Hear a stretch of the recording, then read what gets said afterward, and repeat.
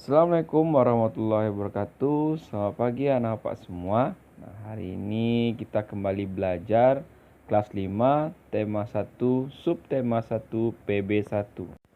Sebelum mulai pembelajaran, alangkah baiknya anak-anak jangan lupa untuk berdoa menurut kepercayaannya masing-masing.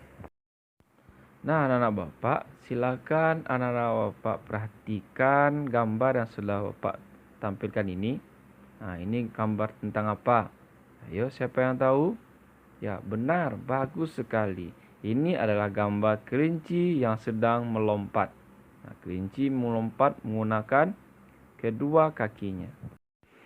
Nah, baiklah anak-anak Bapak semua, kita akan baca sebuah teks tentang organ gerak manusia dan hewan.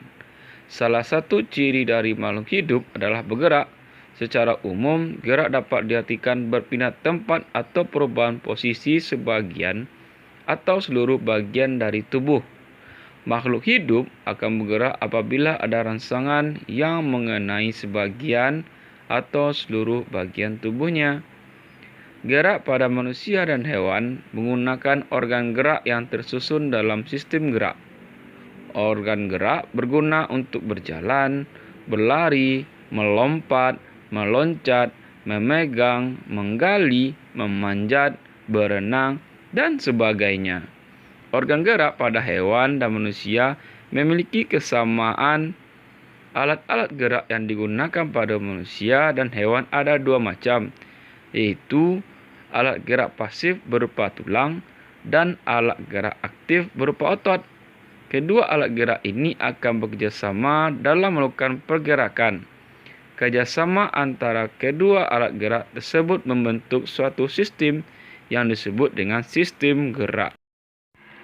Tulang disebut alat gerak pasif karena tulang tidak dapat bergerak dengan sendirinya. Tanpa adanya alat gerak aktif yang mempengaruhi tulang, maka tulang pada manusia dan hewan akan diam dan tidak dapat membentuk alat pergerakan yang sesungguhnya. Walaupun merupakan alat gerak pasif, akan tetapi tulang mempunyai peranan yang besar dalam sistem gerak manusia dan hewan. Otot disebut alat gerak aktif karena otot memiliki suatu senyawa kimia yang membuatnya dapat bergerak. Pada saat otot yang menempel pada tulang bergerak, otot akan membuat tulang bergerak. Di dalam sebuah paragraf itu biasanya terdapat ide pokok dan kalimat penggambang. Nah, ide pokok adalah inti dari pokok permasalahan yang terdapat pada sebuah paragraf.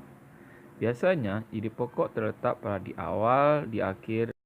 Nah, namun ide pokok itu paling sering letaknya di awal paragraf.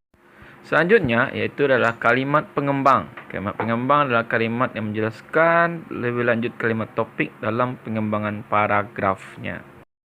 Nah, setelah Bapak jelaskan tentang ide pokok dan kalimat pengembang, nah kita masuk ke contohnya. Contohnya ide pokok itu pada paragraf pertama yaitu salah satu ciri dari makhluk hidup adalah bergerak. Nah, itu contoh dari ide pokoknya. Nah, untuk secara umum gerak dapat diartikan itu adalah kalimat pengembangnya. Nah, baiklah anak-anak Bapak sudah paham tentang materi kita pada hari ini. Sebelum kita akhiri pelajaran kita hari ini, kita kembali mengingat materi kita. Pertama tentang alat gerak. Alat gerak itu dibagi menjadi dua, yaitu alat gerak pasif dan alat gerak aktif. Contoh dari alat gerak yang pasif adalah tulang, dan contoh dari alat gerak yang aktif adalah otot. Selanjutnya kita juga telah membahas tentang ide pokok dan kalimat pengembang dalam sebuah paragraf.